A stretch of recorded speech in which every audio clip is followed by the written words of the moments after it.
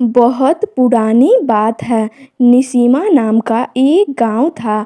वहाँ एक अनाथ मछुआरा रहता था जिसका नाम गंगुआ था। एक दिन वह मछली पकड़ने गया। उस दिन मछली के स्थान पर एक नाग उसके जाल में फंस गया। दरअसल वह नाग नागलोक का राजा था। अपने पिता को जाल में फंसा देखकर नाग कन्या घबरा गई। उसने उसी समय एक सुंदर स्त्री का रूप धारण कर लिया और वह गंगुआ के पास पहुंचकर बोली, यदि तुम मेरे पिताजी को छोड़ दोगे तो मैं तुमसे विवाह कर लूंगी। गंगुआ मान गया और उसने नाग को छोड़ दिया। अब नाग कन्या ने उससे विवाह कर लिया। गंगुआ और नाग कन्या का विवाह गांव वालों को तनिक भी न भाया। उन्होंने विवाह की खबर राजा को दे दी। राजा ने गंगुआ को बुलाकर कहा, तुमने हमारी परंपरा को तोड़ा है, तुम्हें दंड मिलेगा। फिर राजा ने कहा, कल सुबह तुम्हारे और मेरे मुर्गे के बीच लड़ाई होगी। जो हारेगा उसे गांव छोड़कर जाना होगा। अब तो गंगुआ घबरा गया। उसने घर आकर सारी बातें अपनी पत्नी को बताया। नाग कन्या बोली, इसमें इतना डरने की क्या बात है। मैं अभी नागलोक से एक बलवान मुर्गा ले आती हूँ। यह कहकर वह नागलोक चली गई। कुछ देर बाद वह मुर्गा लेकर आ गई।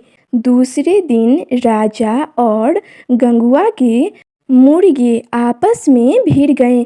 नागलोक का मुर्गा अधिक बलवान था, इसीलिए राजा का मुर्गा हार गया।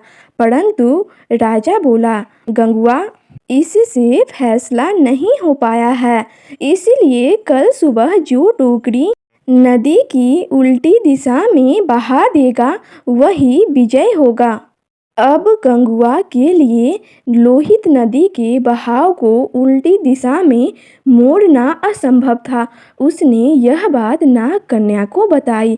उसने पति का हौसला बढ़ाते हुए कहा, डरो नहीं, मेरे पिताजी तुम्हारी मदद जरूर करेंगे। वह अपने पिताजी के पास गई। नाग कन्या ने अपने पति की परेशानी बताई। पिता ने उसे सुंदर टोकरी दी और कहा, टोकरी को नदी में डालते ही धारा उल्टी दिशा में बहने लगेगी। नाग कन्या अपने घर पहुंची। उसने गंगुआ को सारी बातें बता दी। गंगुआ ने टोकरी नदी में डुबा दी। इस पर तुरंत नदी का बहाव उलटकर राजा के महल तक पहुंच गया। गंगुआ खुशी से झूम उठा। वह राजा से बोला, राजन, मैं जीत गया हूँ। शर्त के अनुसार आपको यह गांव छोड़कर चले जाना चाहिए। राजा कहाँ हार मानने वाला था।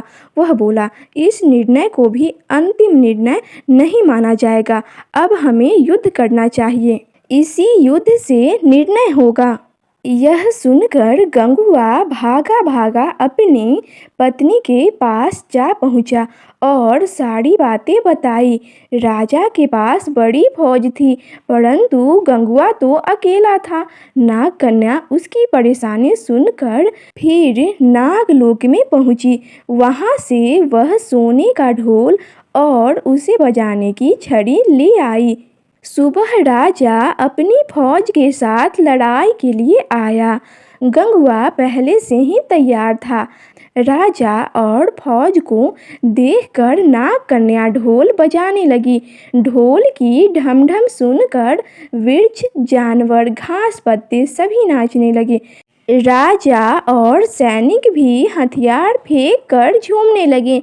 इस तरह राजा हार गया और उसे गांव छोड़कर बाहर जाना पड़ा। अब गंगुआ और उसकी पत्नी नाग कन्या गांव के राजा रानी बन गए और दोनों खुशी खुशी अपना जीवन बिताने लगे।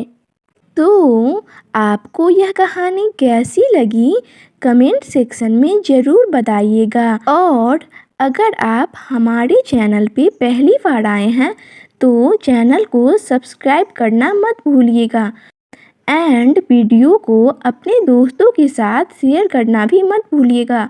और अभी तक आपने वीडियो को लाइक नहीं किया है तो लाइक भी कर दीजिए।